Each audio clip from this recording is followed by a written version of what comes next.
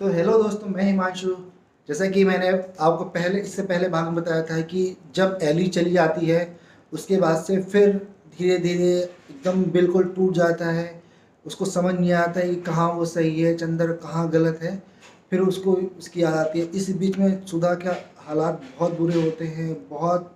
वो एकदम बिल्कुल कमज़ोर हो गई होती है क्योंकि उसको वहाँ मन नहीं लगा होता है। लेकिन वो वहाँ पे रह रही होती है। उसके हस्बैंड जो होते हैं वो अच्छे इंसान होते हैं, जो शायद शुक्ला जी होते हैं। वो क्रांतिकारी होते हैं, उसका ध्यान तो रखते हैं, लेकिन वो अंदर से कभी वहाँ पे खुश नहीं होती है। तो जब वो एक बार उसको लेके आते हैं तो एकदम बिल्कुल कमज़ोर, वो पीली पड़ गई होती है। वो बहुत दुखी होती है।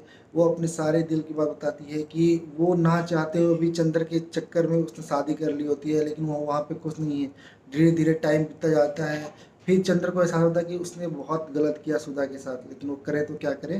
वो पछताता अंदर अंदर अपने आप को कोसता है कि मैंने ये क्यों किया, क्यों उसके साथ ऐसा करा।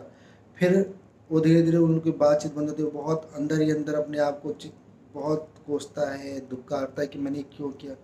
लेकिन अब वो कुछ कर नहीं सकता। धीरे धीरे इसी बीच में जो उसकी छोटी बहन होती है जिसका नाम रूबी है, उसकी भी शादी की बात होती है। वो जैसे ही शादी करने जाते हैं तो शादी के टाइम पे ही 4 फेरे होते, चौथे फेरे में ही कुछ ऐसी बातें हो जाती हैं कि जो कहते हैं कि हमें शादी शादी उसकी टूट जाती है क्योंकि लड़के में कुछ दिक्कत होती है।